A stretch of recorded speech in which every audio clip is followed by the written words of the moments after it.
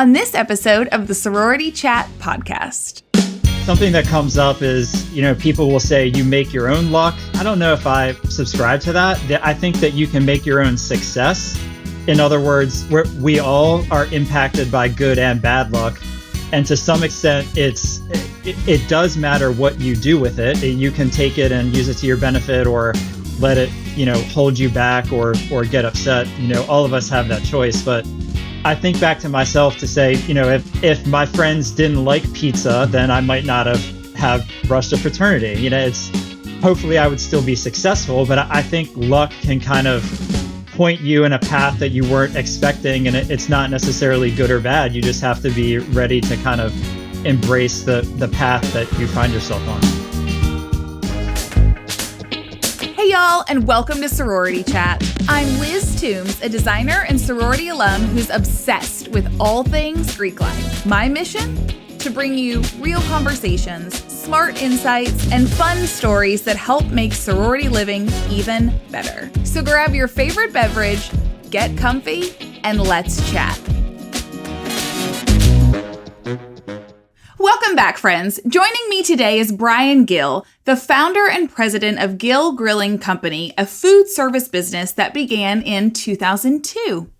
The company specializes in providing customized meal plans and professional kitchen management to organizations across the U.S., specifically to fraternities, sororities, and summer camps. Gill Grilling started with Brian, then a student at the University of Maryland and a member of Lambda Chi Alpha, when he saw an opportunity to provide meal services to his fraternity house. This initiative quickly expanded to serve multiple chapters, highlighting the demand for professional kitchen management within Greek life communities.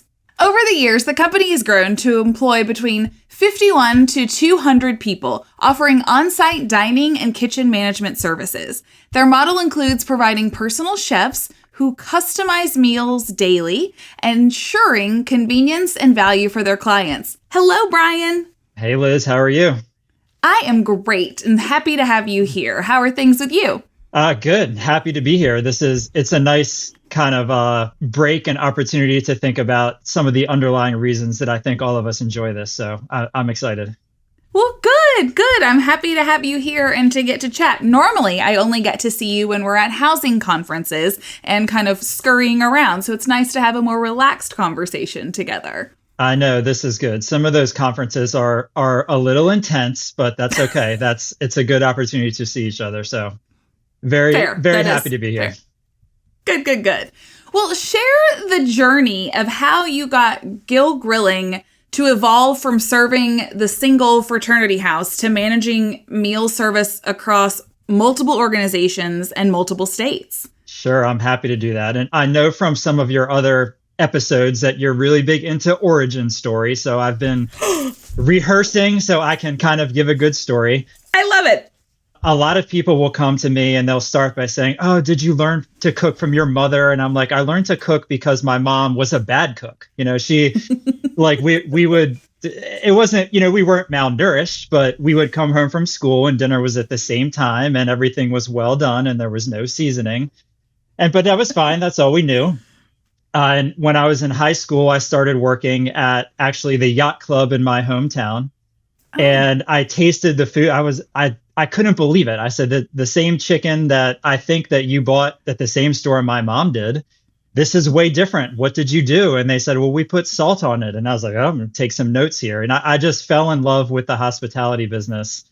All through high school, worked in restaurants. While I was in college, worked in restaurants.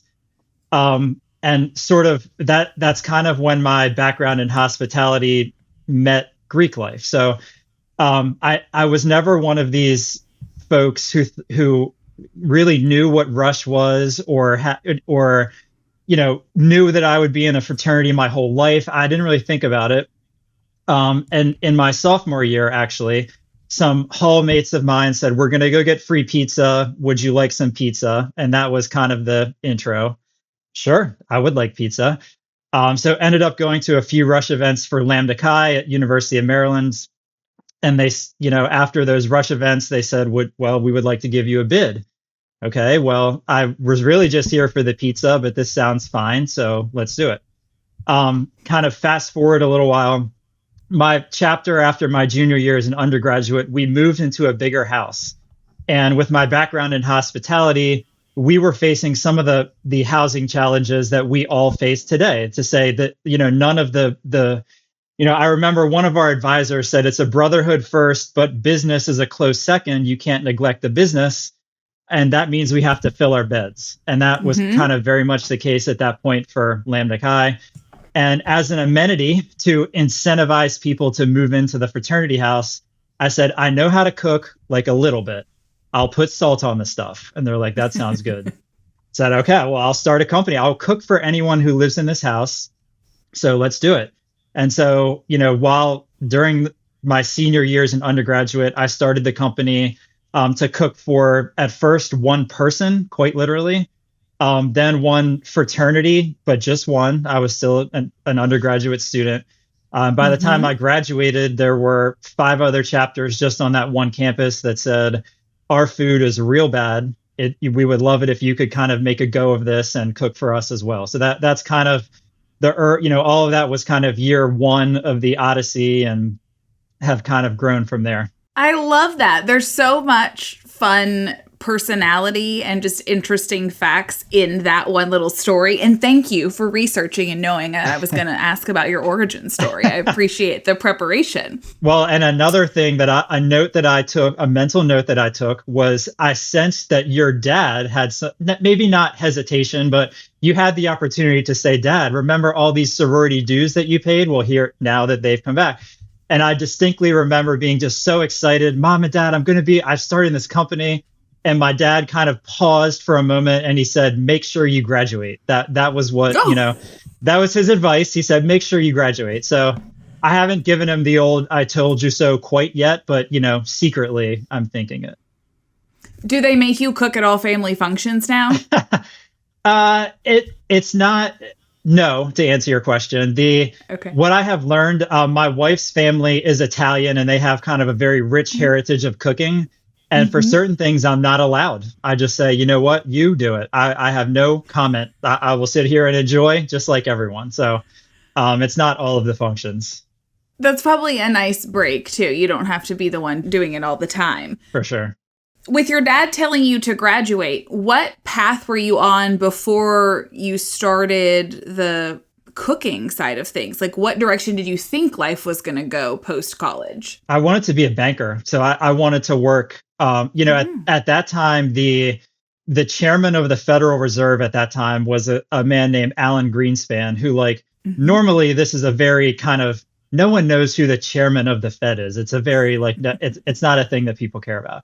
But Alan Greenspan was quite famous at the time. He kind of was in the job for a long time and during a very interesting transformation in the economy, and people really knew who he was.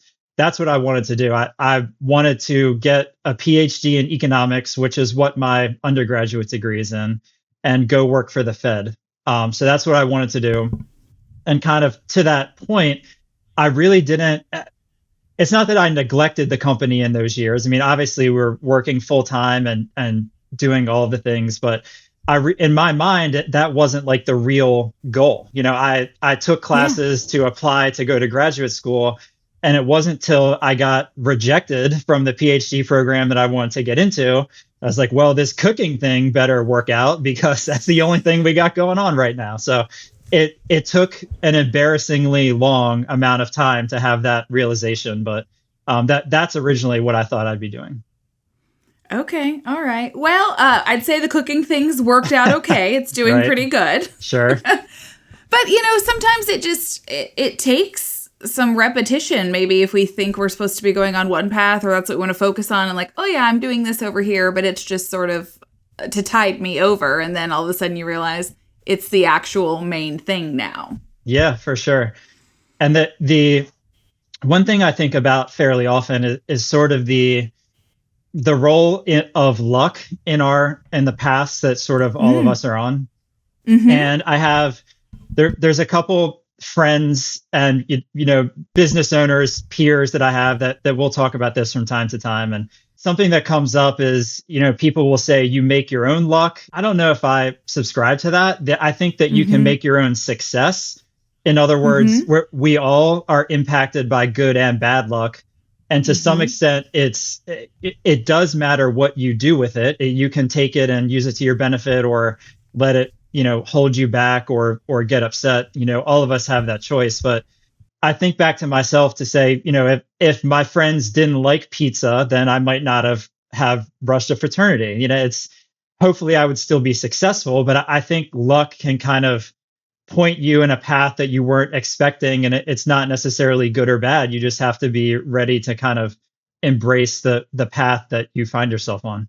I like that. That's a good perspective. And luck is always an interesting conversation. It can be kind of a polarizing topic sometimes. But I think you're right. I think that's a good explanation. I'm curious from your perspective with as you've grown the business, what are the challenges that you see in keeping quality and consistency across the team, maybe across the food? What does that look like for you? It's a challenging thing. And one of the challenging parts is there are a couple different correct or potentially correct approaches that you really have to decide which one you want. So, kind of the most maybe commonly known approach to quality control is standardization, right? So that's what a lot of people will think about, that McDonald's, a Big Mac is a Big Mac is a Big Mac. And there's, of course, many businesses or Starbucks, if we want to maybe use a more, health focused or potentially healthy option. But there's recipes, right? You have people who develop recipes, test them, adjust for quality, adjust for health, nutrition, and try and execute that over and over again. We don't think that that's the best approach to food service in our world, the fraternity and sorority world. And one benefit is the customization really matters, probably more than in many food service atmospheres. So a lot of people, when they're living in a fraternity and sorority house, they're looking for certainly a sense of belonging, a sense of camaraderie, but based on what works for them. So I suspect that you probably deal with a similar thing in your world of furnishings, that something that looks nice for Kappa Delta might not look nice for Pi Phi, even though they're both nice things. They both might want different colors or different approaches. And that's kind of how we have structured our company to respond, that we have a lot of folks involved in getting feedback, in overall quality control, making sure that the ingredients are the right sort of tier of quality that we know our customers are expecting. But we want individual chefs to have the flexibility to change their menus, to that if we have perhaps a women's group in Vermont, they don't have to have the same thing as a men's group at Ole Miss, because they're going to have probably quite little in common with each other. So it's sort of this balance of customization versus oversight that we have to integrate both of those into our model. When you started talking about standardization versus customization, I was definitely going in my brain to how all of that applies to my work, because I would argue, even using your example, a Kappa Delta chapter at Washington State may want something different than a Kappa Delta chapter at University of Florida. And so there is so much that needs to be adapted. And I'm sure you didn't cite this specifically, but dietary restrictions and food allergies play a huge part in that. And so how does that get addressed within the chapter houses with the meals? Yeah, absolutely. So the rise in kind of special dietary accommodations really gave rise to our whole industry. So many chapter houses for probably a century, they said that they sort of instinctively knew that if we break bread together, we're going to be a stronger brotherhood, a stronger sisterhood. So for decades and decades, they have had houses with kitchens and dining rooms that they eat together. But really, it was for a long time individual private chefs. So the alumni might be the employer, or the house corporation is the employer. The direct supervisor for the chef might be a house director, house mom, or maybe even an undergraduate. And it was that way for quite a while. But really things got more sophisticated, that chefs would say, I want 401k, and the volunteer house corporation would say, we don't know we're not going to do that. We don't know what that is. We can't afford it. But allergies and dietary restrictions were a big part of that not only from a liability perspective, but from a training perspective, that a lot more support was required to execute the meal service that chapters are looking for. One thing with allergies that really is the starting point is the allergy culture. It's actually a decision to make rather than training for chefs. So some of our chapters take the approach that, you might think of this as like the old school way of doing it, that they say, okay, unless someone has a medical note signed by the Surgeon General of the United States that they will die, we're not accommodating them. It's not a personal chef service. This is a group home where we can't do that. So that's kind of one approach.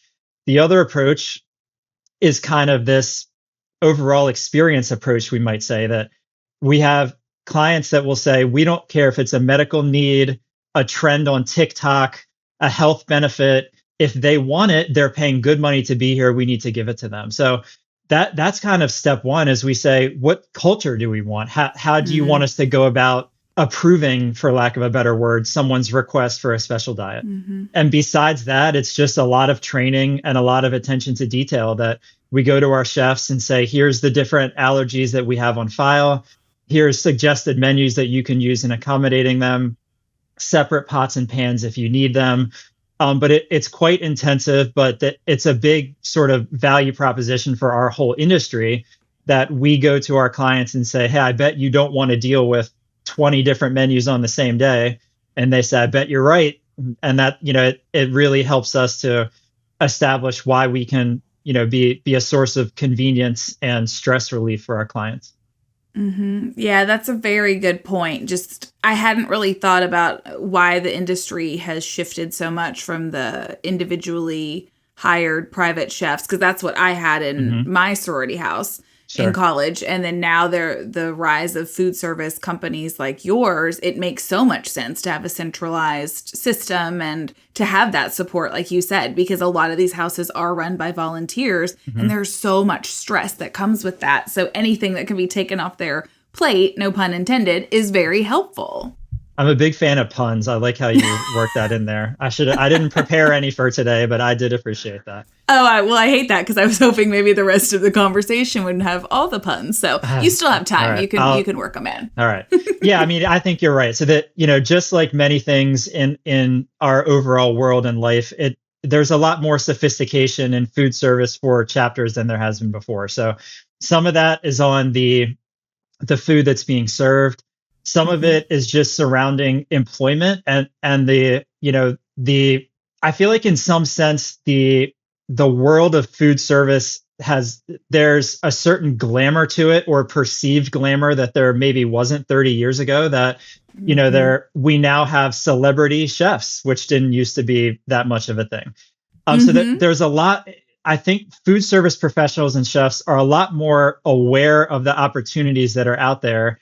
It's not just, I think Anthony Bourdain called it a band of misfits and, ne'er-do-wells or something like that. It's not just that kind of stereotypical kind of grumpy person who can't get along with the world. It's in fact quite the opposite, that there's people with plenty of opportunities.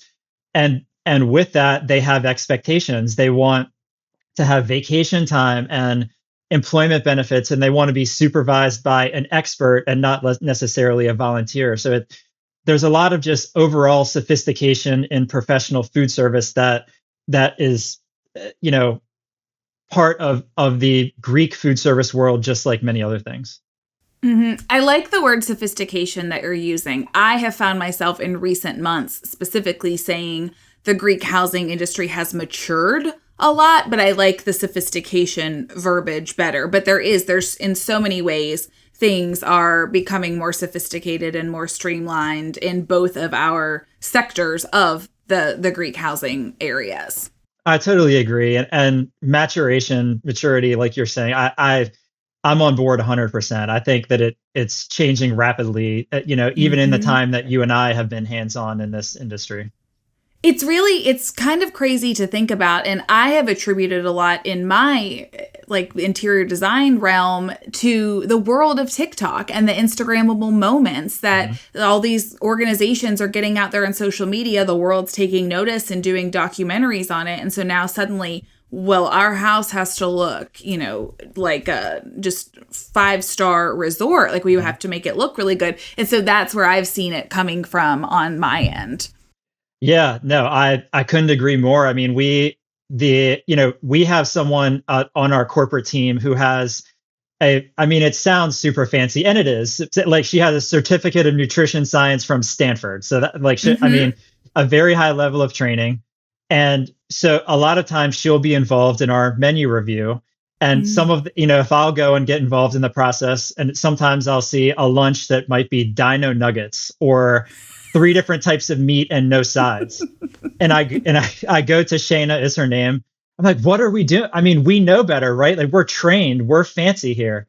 And she says, listen, the carnivore diet on TikTok is trending. This is what they want.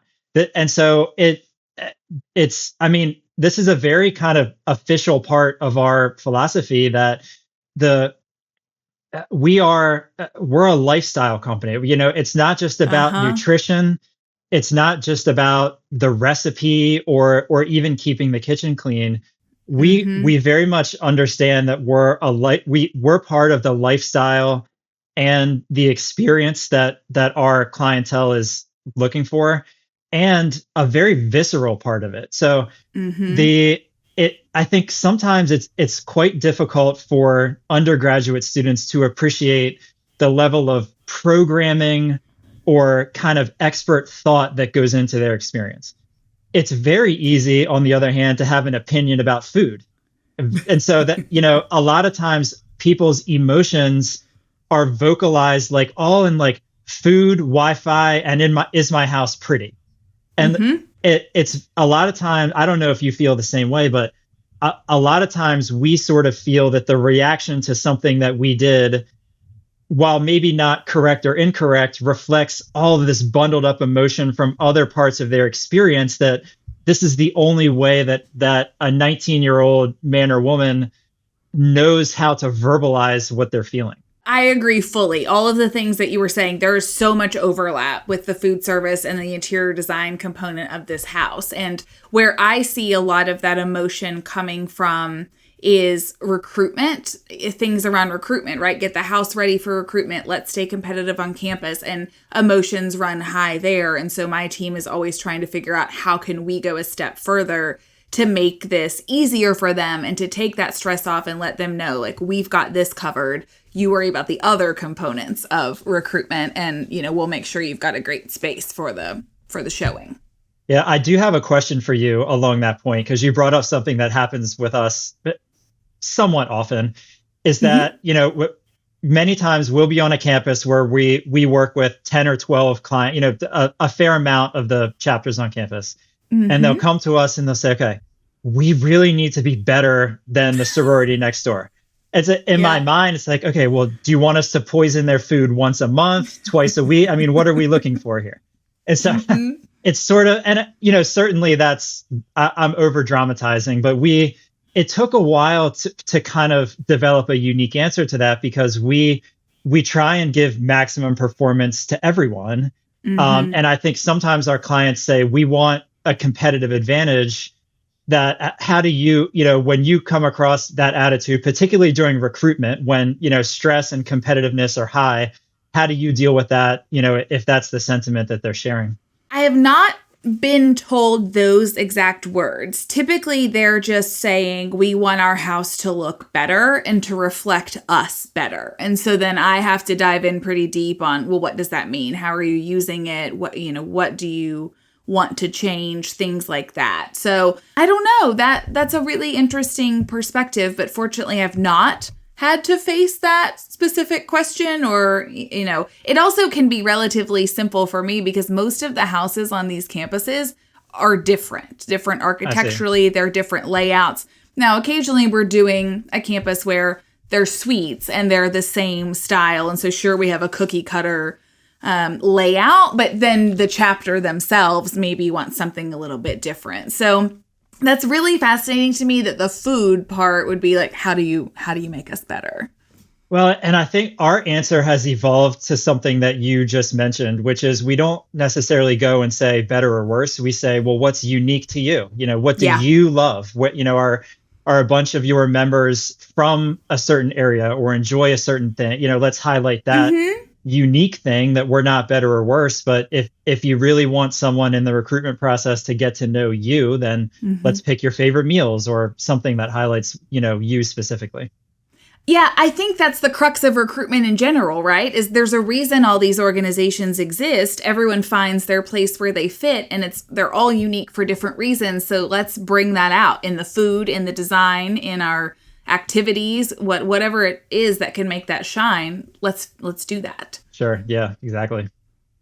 I appreciate what I hear so much from you, Brian, is I understand you're a food business, but we're not often really talking about the meals themselves. We're talking about the business behind it and the connection with your clients. And you and I have a similar approach to business in that we've been very grassroots and just sort of building in a very natural way. And so how do you think that has benefited you and the company overall?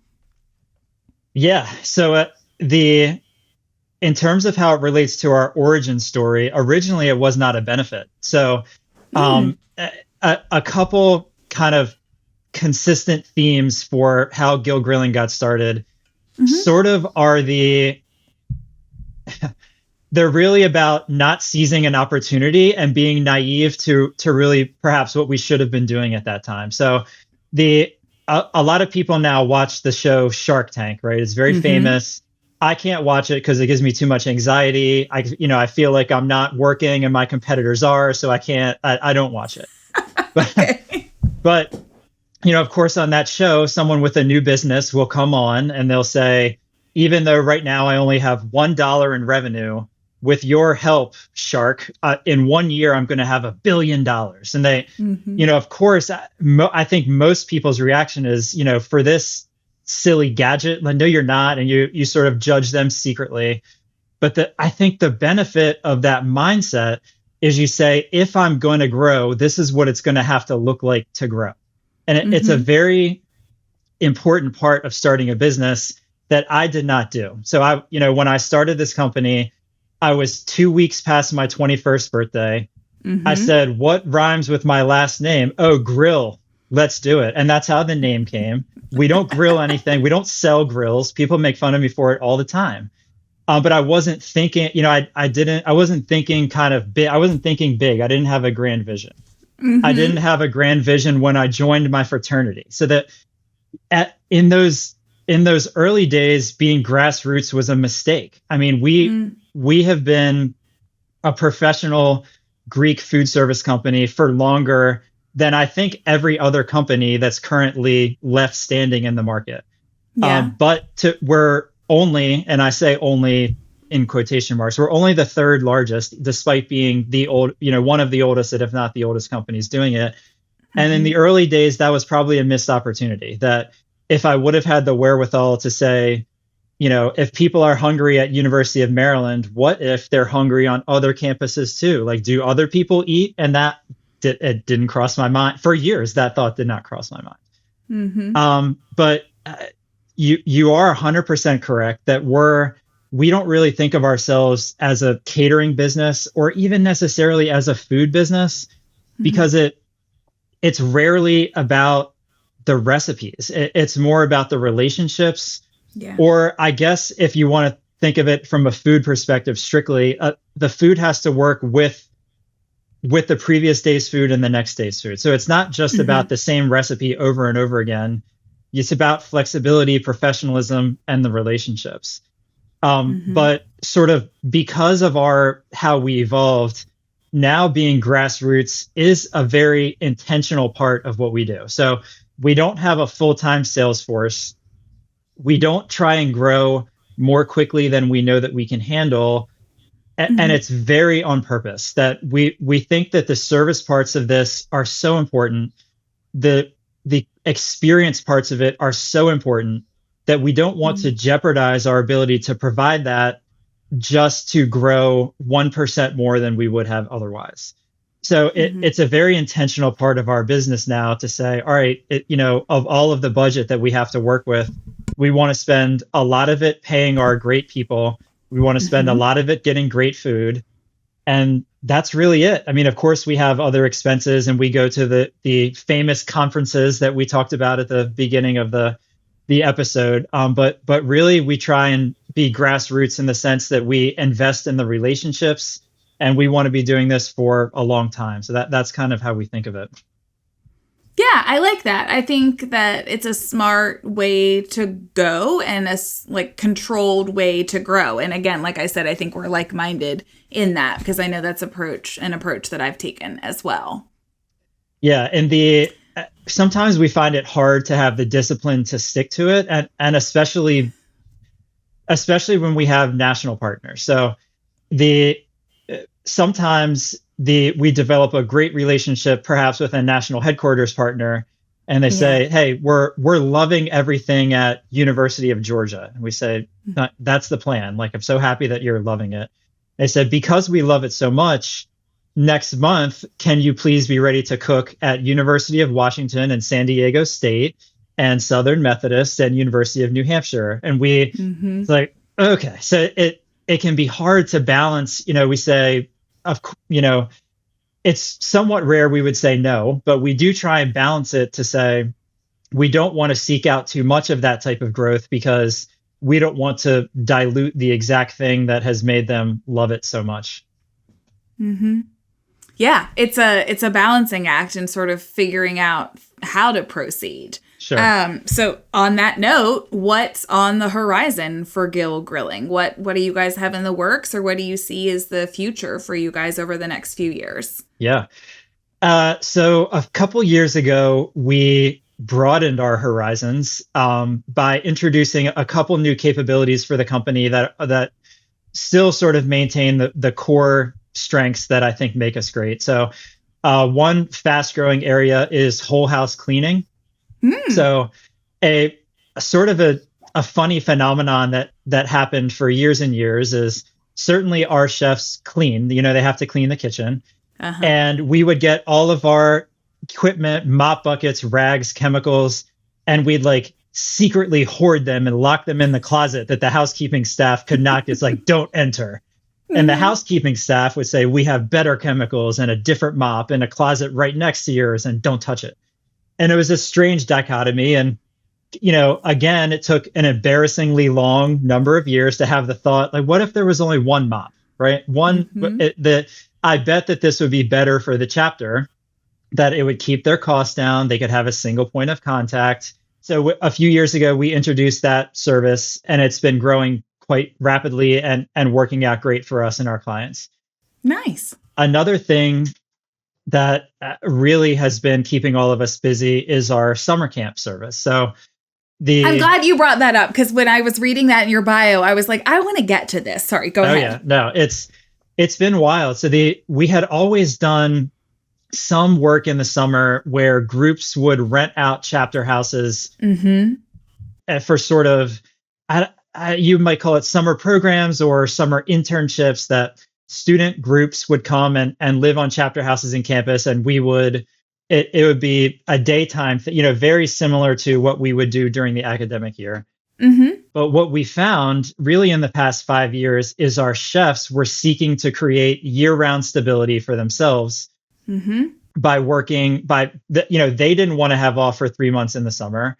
We didn't want to, quote unquote, overcharge our clients just so we can pay the chefs 12 months out of the year, even, despite how badly we wanted them to have that income. So our chefs, they said, I found this camp. Well, what are you talking about? Oh, I'm going to go live here. It's on a lake. It's great. I can shoot guns. Like, what is happening?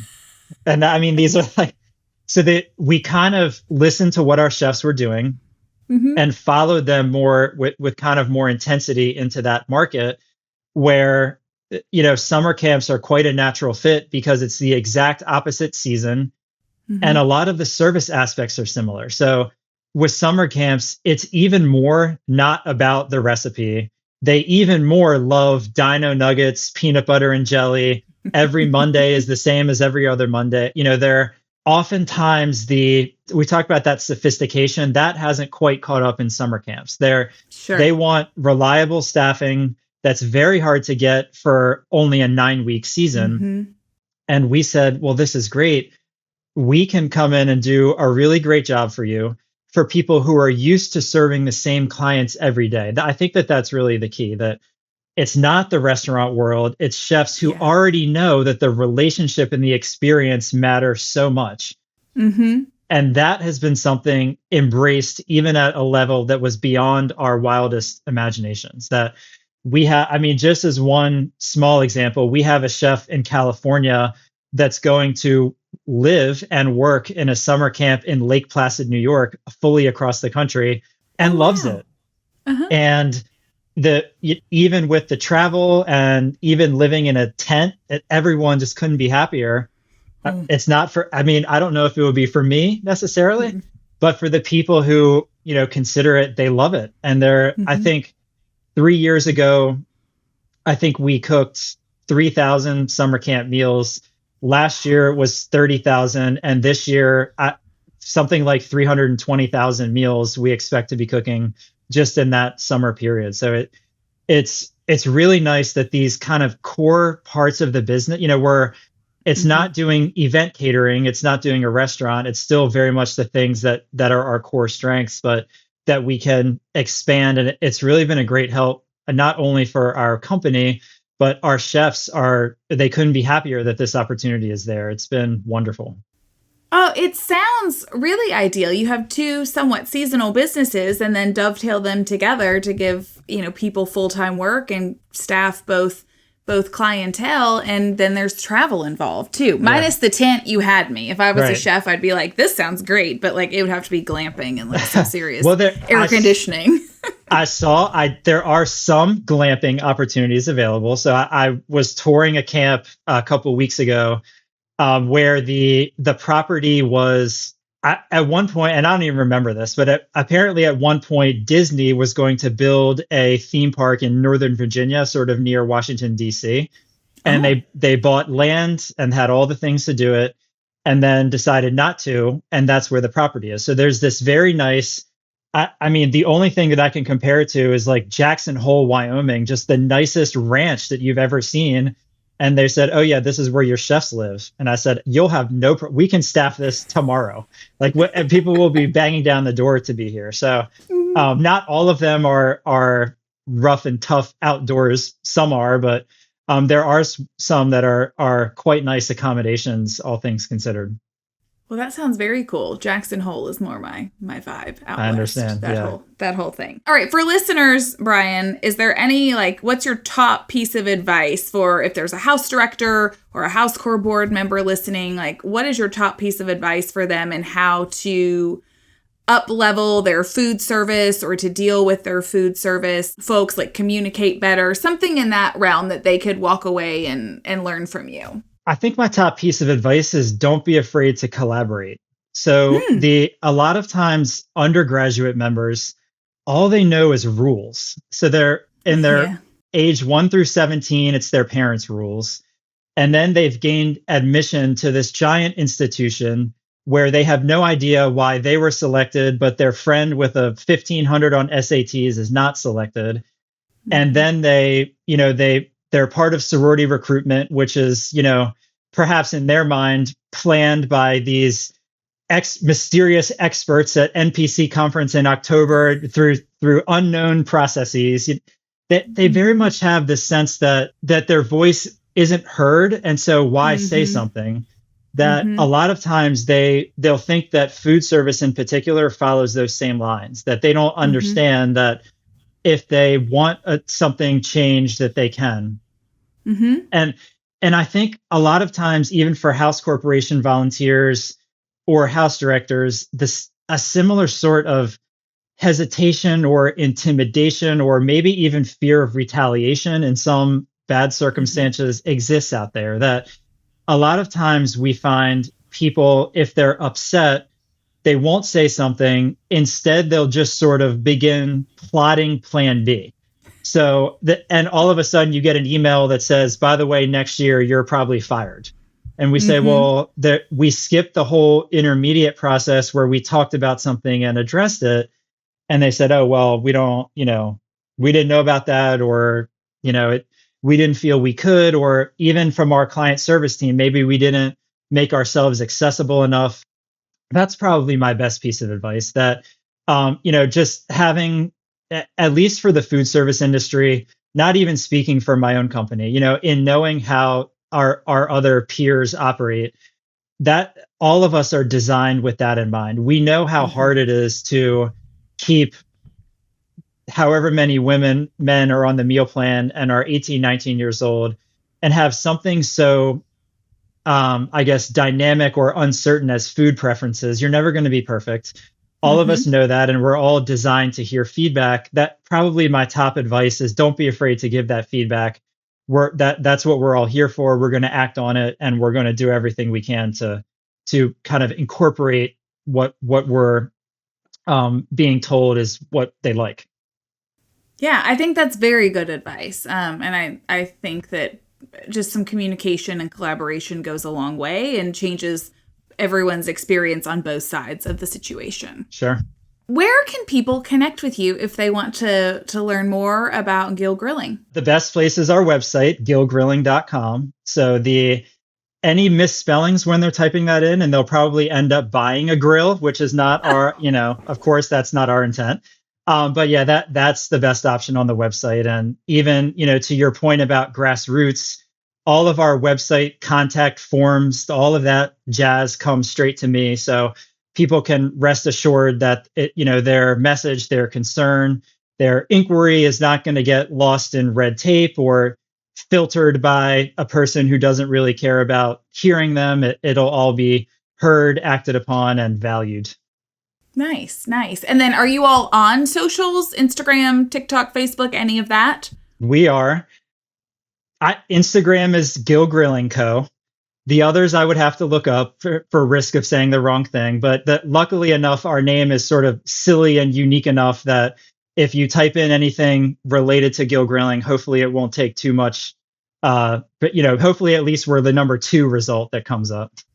I would say it's a good bet. Also, You mentioned potentially typos. We'll have all of this in the show notes for people so they can just copy and paste it over and find you with ease. See, this is a professional podcast. This is great that you can edit over any of my errors. I like it. Thank you so much, Brian. I really enjoyed getting to talk with you, hear your origin story, and to share it with our listeners. Thanks for having me. It was a pleasure. I enjoyed it.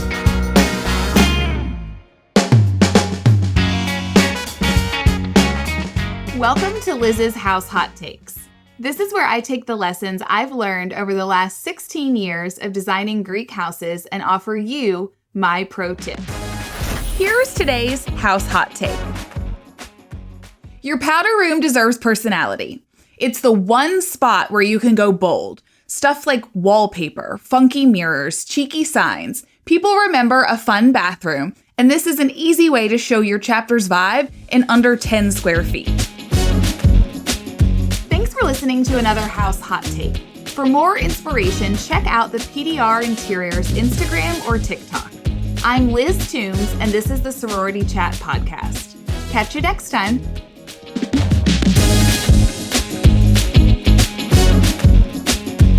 Thank you so much for tuning in. If you're listening on a podcast platform, make sure to follow the show so you never miss an episode. And if you got something out of today's conversation, we'd love for you to leave us a 5-star review. It helps us reach more listeners just like you. If you're watching on YouTube, be sure to check out this video right here or this one over here. And don't forget to like and subscribe. It really helps us out. On that note, I'm Liz Toombs with Sorority Chat, and I'll see you on the next one.